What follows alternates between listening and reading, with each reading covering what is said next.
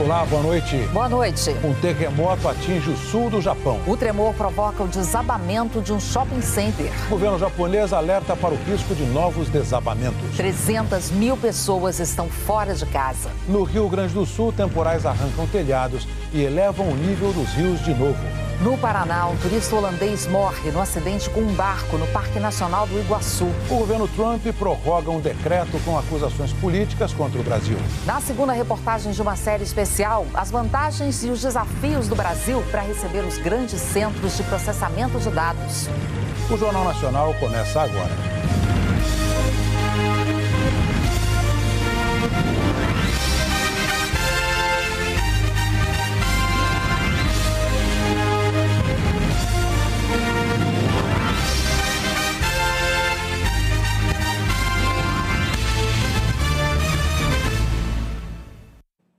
Um terremoto de magnitude 7,1 atingiu hoje o sul do Japão.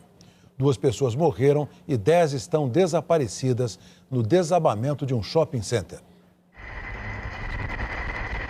Essas são imagens capturadas no momento em que a terra começou a tremer. O estacionamento do supermercado e lá dentro as prateleiras,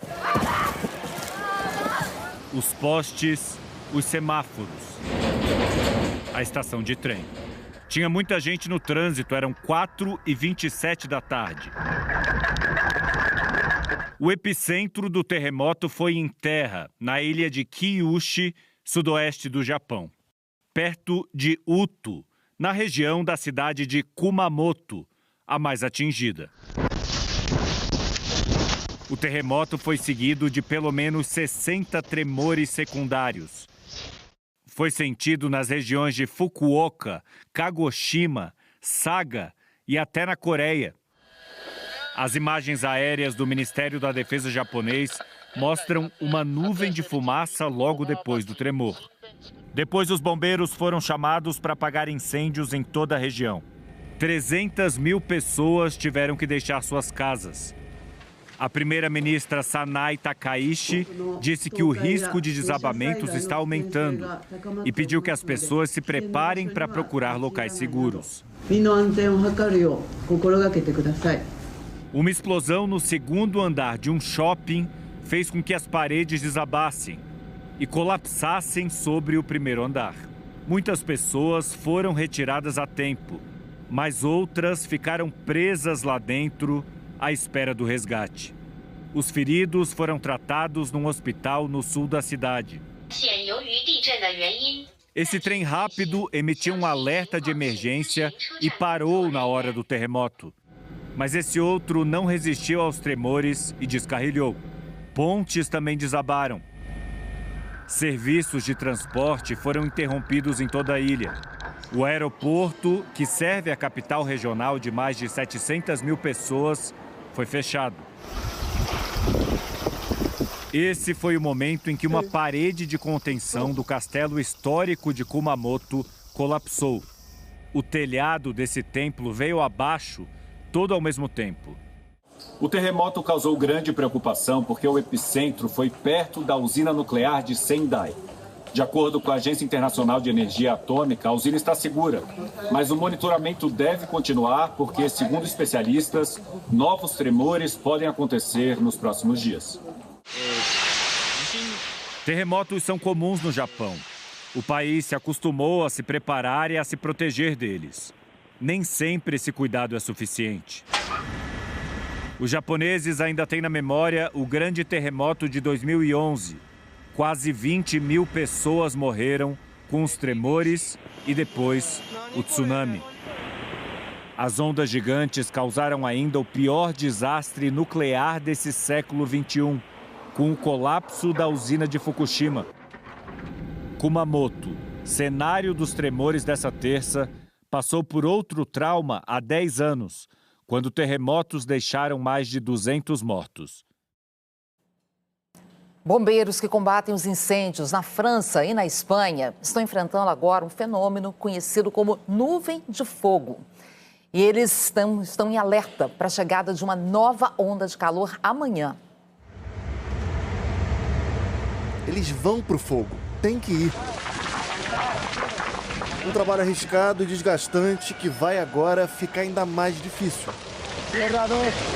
Com a nova onda de calor aqui na Europa, as temperaturas em algumas regiões devem passar de 40 graus. David against Goliath.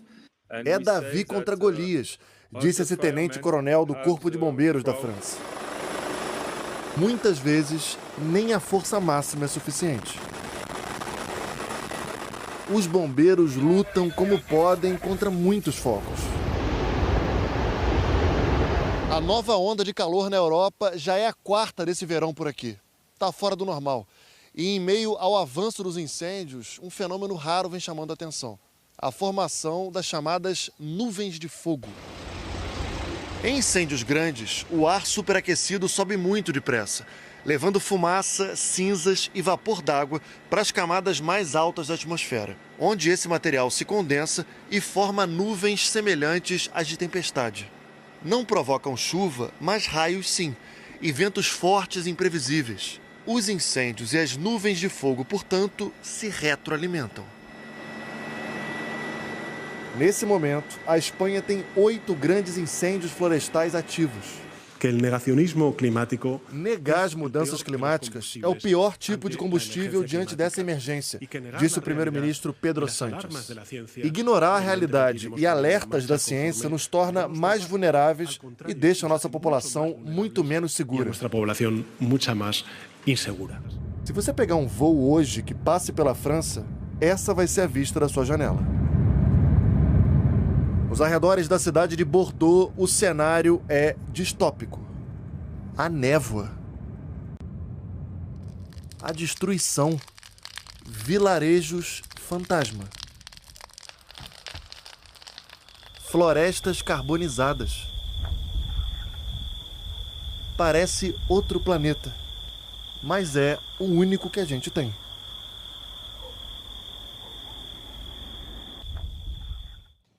No Rio Grande do Sul, os temporais destelharam mais de 1.000 casas e voltaram a elevar o nível dos rios. As tempestades que atingem o estado desde ontem avançaram pela madrugada.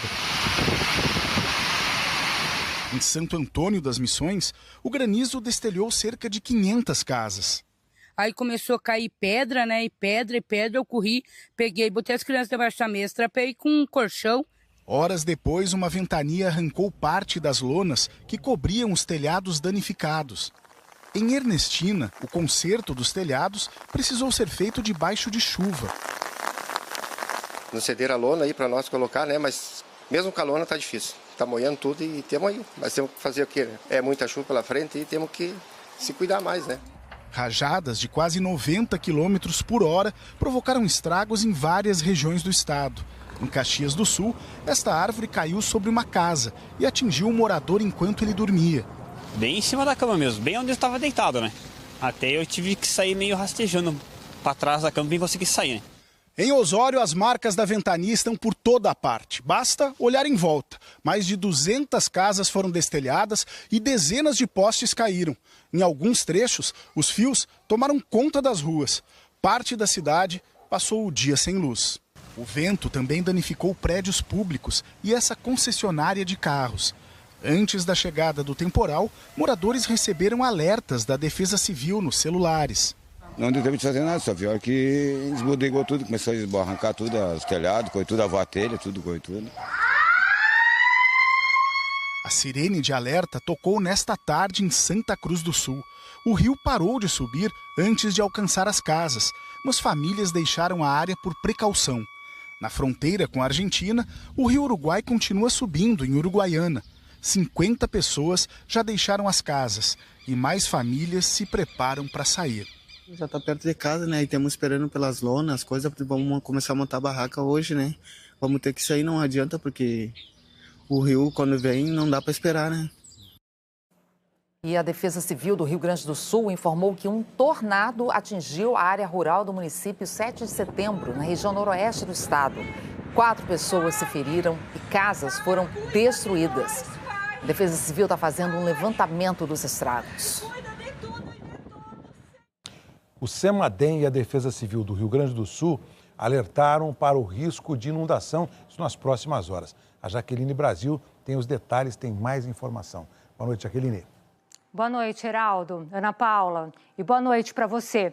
Chove nesse momento em quase todo o Rio Grande do Sul, sobretudo do sul do estado, na fronteira oeste e na região da Campanha. Em algumas cidades, só hoje já choveu mais de 100 milímetros, praticamente a metade da média do mês. Amanhã ainda deve chover bastante por causa dessa configuração de sistemas. Um cavado, que é uma forte corrente de ventos, o corredor de umidade vindo da Amazônia, uma nova frente fria que vai se formar sobre o Rio Grande do Sul e a massa de ar seco que segura as nuvens de chuva. Por isso, a Defesa Civil Gaúcha alerta quase todas as regiões para o risco de alagamentos. Segundo o Serviço Geológico do Brasil, as bacias do Uruguai e Guaíba registram o maior número de inundações. Previsão de muita chuva para Santa Maria, Vacaria, Gramado, São Borja, Erechim e Porto Alegre, de 60 a 110 milímetros. Para um dia é muita chuva. Os temporais vão se espalhar também pelo sul e oeste de Santa Catarina e sul do Paraná. Essa chuva deve ser menos intensa em relação à prevista para o Rio Grande do Sul. Volumes de 30 a 40 milímetros em Chapecó e São Joaquim, Santa Catarina, em Pato Branco e Foz do Iguaçu, no Paraná. Máximas de 17 a 29 graus. Já do norte do Amazonas até o Amapá e no leste nordestino, além de Mato Grosso do Sul, condição de chuva isolada, em grande parte do país o tempo fica firme. É o caso de Brasília, Teresina, Palmas, Rio de Janeiro, máximas de 29 a 35 graus. Cuiabá, depois de registrar a maior temperatura do ano no último domingo, de 38,6 graus, amanhã máxima de 37,5 acima da média e com umidade muito baixa, em 14%, quase estado de alerta. Vai fazer calor também em São Paulo, Salvador, Recife, Macapá, máxima de 30 graus, só que com uma chuva isolada. Até sexta-feira, as temperaturas devem ficar bem altas, do interior de São Paulo até Roraima. Só em parte do Rio Grande do Sul, os termômetros vão parar nos 21 graus, por causa do excesso de chuva. Heraldo, Ana Paula. Obrigada, Jaqueline. Até amanhã. E uma fazenda de Mato Grosso, há 3 gerações da mesma família, mostra como a evolução da meteorologia e o acesso às informações mudaram a forma de produzir no campo. A propriedade em Campo Verde tem 1.600 hectares de milho e algodão e 700 hectares de floresta preservada. Por muito tempo, para monitorar o regime de chuvas, a família do Tiago dependeu das anotações feitas pelo avô dele. Ele tem uma medição já bem antiga, ele tinha uma caneca que ele coletava as chuvas, tinha um vidrinho riscado, ele anotava quanto que chovia. Sempre na sede ele acompanhava, anotado num caderninho. Se no passado as decisões por aqui dependiam de anotações no papel e de equipamentos improvisados, hoje elas são tomadas com base em dados que chegam em tempo real, na palma da mão.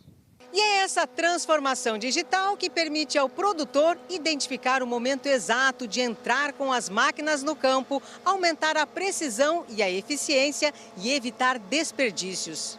Hoje a tecnologia, tudo na propriedade tem tecnologias para melhorar, para facilitar o manejo, melhorar a tomada de decisão. Você tem que ter esses parâmetros para conseguir uma produtividade melhor e com um custo mais adequado, né? A tecnologia também mudou a rotina de quem passa o dia na lavoura. Questão de velocidade, piloto, o trajeto que você tem que fazer, temperatura de motor, né? Tudo. Solzão desse aí de 40 graus não é fácil. Aqui nós estamos com 18 graus de temperatura dentro da gabina e lá fora 40. Segundo a Conab, a produção de grãos está estimada em 360 milhões de toneladas, um aumento de 2% em relação à safra passada. Parte